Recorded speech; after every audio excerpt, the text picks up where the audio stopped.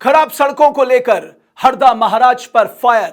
महाराज की परफॉर्मेंस पर हरदा ने खड़े कर दिए सवाल। हरदा चाहते हैं सीएम संभाले पीडब्ल्यूडी की कमान, तो क्या अब महाराज करेंगे पलटवार? सबसे हैरान करने वाली बात, सिंचाई विभाग के करोड़ों के घोटालों पर क्यों मौन है महाराज? नमस्कार, मैं हूं रमेश भट्ट। हरीश रावत के सोशल मीडिया पर की गई एक पोस्ट की राजनीतिक गलियारों में खूब चर्चा हो रही है। खराब सड़कों के बहाने हरीश रावत ने सतपाल महाराज को निशाने पर लिया है। अपनी फेसबुक पोस्ट पर हरीश रावत लिखते हैं, कई लोगों से राज्य को बड़ी अपेक्षाएं होती है, मगर जब जिम्मेदारियां मिलती हैं तो जो निराशा होती है वह कटु आलोचकों को भी दुखी करती है।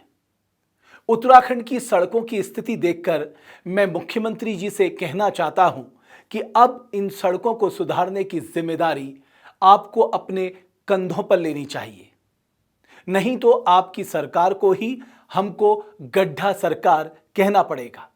उत्तराखंड की राजनीति को समझने वाले महाराज और हरीश रावत की अदावत के बारे में भली भांति जानते हैं, लेकिन इस बार बात महाराज और उनके विभाग से जुड़ी परफॉर्मेंस की है, लिहाजा हरदा ये मौका चूकना नहीं चाहते थे।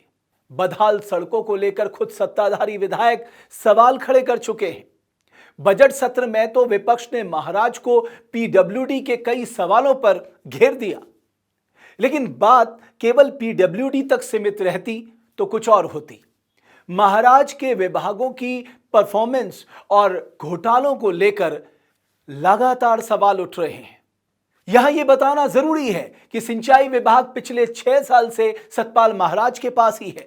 सिंचाई विभाग में करोड़ों के घोटाले हुए हैं, चाहे हरिद्वार के जगजीतपुर एसटीपी की नहर का निर्माण हो या सुभाषगढ़ सिंचाई नहर का मामला हो, हर जगह जमकर भ्रष्टाचार हुआ है।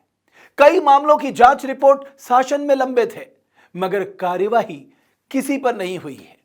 आप सोचिए, राज्य के पास विकास कार्यों के लिए बमुश्किल पैसा बचता है, क्योंकि ज्यादातर पैसा तनख्वाह, ब्याज और पेंशन में चला जाता है, मगर वो भी पैसा भ्रष्टाचार की भेंट चढ़ जाए तो सवाल किससे करें? सबसे हैरान करने वाली बात यह है कि महाराज भ्रष्टाचार के मामलों से बेखबर नहीं है। सवाल यह है कि वो चुप क्यों बैठे हैं? उनकी चुप्पी समझ से परे है, लेकिन देर सबेर उनको मौन महाराज की छवि से बाहर निकलना होगा और जनता की गाड़ी कमाई को बर्बाद करने वाले सरकारी बाबुओं पर कार्यवाही करनी होगी। बहुत बहुत धन्यवाद।